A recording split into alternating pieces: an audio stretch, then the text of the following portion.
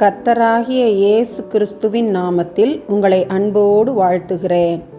இன்று ஆண்டவர் நமக்கு தரும் அற்புத வார்த்தை 2 ராஜாக்கள் 18:30. கர்த்தர் நம்மை நிச்சயமாய் தப்புவிப்பார். 2 Kings 18:30. The Lord will surely deliver us. அன்பான சகோதர சகோதரிகளே, இக்கட்டில் அகப்பட்டு கொண்டீர்களோ?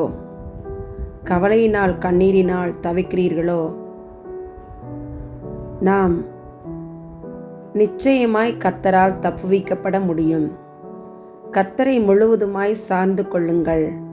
எந்த சூழ்நிலையிலும் நம்மை விடுவிக்கிறவர் அவர் ஒருவர் மாத்திரமே. உலக மனிதர்கள் தற்காலிக விடுதலையை நமக்கு கொடுத்தாலும் நிரந்தரமான விடுதலையை நமக்கு தருகிறவர் கர்த்தராகிய இயேசு கிறிஸ்து ஒருவரே.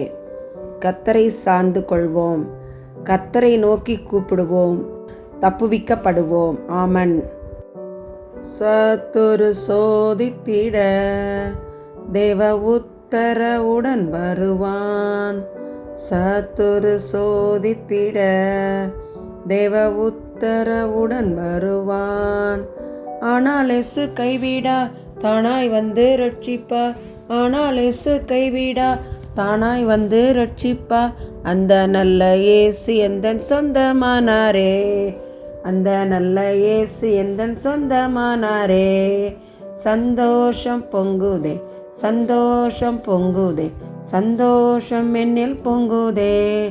அல்லேலூயா, இயேசு என்னை ரட்சித்தார், முற்றும் என்னை மாற்றினார். சந்தோஷம் பொங்கி பொங்குதே. எங்களை தப்புவிக்கிறவரே, பரமபிதாவே, பரிசுத்த ஆவியானவரே, தர்மையான ஜெப நேரத்துக்காக ஸ்தோத்திரம். பள்ளியில் படிக்கும் பெண் பிள்ளைகளின் பாதுகாப்பிற்காக ஜெபிக்கிறோம், ஒழுக்கத்திற்காக ஜெபிக்கிறோம். படிக்க வேண்டிய வயதில் படிக்க கிருபை செய்யுங்க. தவறான பாவ வழக்கங்களுக்கு அடிமைப்பட்டு பெற்றோருக்கு துரோகம் செய்து விடாதபடி தேவனாகிய கர்த்தர் நீங்கள் இரக்கம் பாராட்டுங்க. உம்முடைய கரத்திலே அருமையான பெண் பிள்ளைகளை ஒப்பு கொடுத்து ஜெபிக்கிறோம். தேவையான பாதுகாப்பை நீர் ஈந்தருளும். பள்ளியில் படிப்பவர்களானாலும் ஆண்டவரே, வெளியிலிருந்து ஏற்படும் துன்பங்களானாலும் பெண் பிள்ளைகளை பாதுகாத்தருளும், அரவணையும். உடைய சமூகத்திலே பெண் பிள்ளைகளுக்காக பாரத்தோடு கூட ஜெபிக்கிறோம். ஆண்டவரே, பிள்ளைகளுக்கு ஒழுக்கத்தை கற்றுக்கொடும். படிக்க வேண்டிய வயதில் படிப்பில் மாத்திரம் கவனம் செலுத்தவும், நன்கு படிக்கவும், நல்ல உயர்ந்த மதிப்பெண்களை பெற்று நல்ல எதிர்காலத்தை நிகழ்காலத்தை சுதந்திரித்து கொள்ளவும் தேவரீர் கிருபை செய்வீராக. பெண் பிள்ளைகளை ஆசீர்வதியும். பெண் பிள்ளைகளை பெற்றெடுத்த அருமையான பெற்றோருக்காக ஜெபிக்கிறோம். குடும்பங்களை ஆசீர்வதியும். இயேசுவின் மூலம் ஜெபிக்கிறோம் நல்ல பிதாவே. ஆமன், ஆமன்.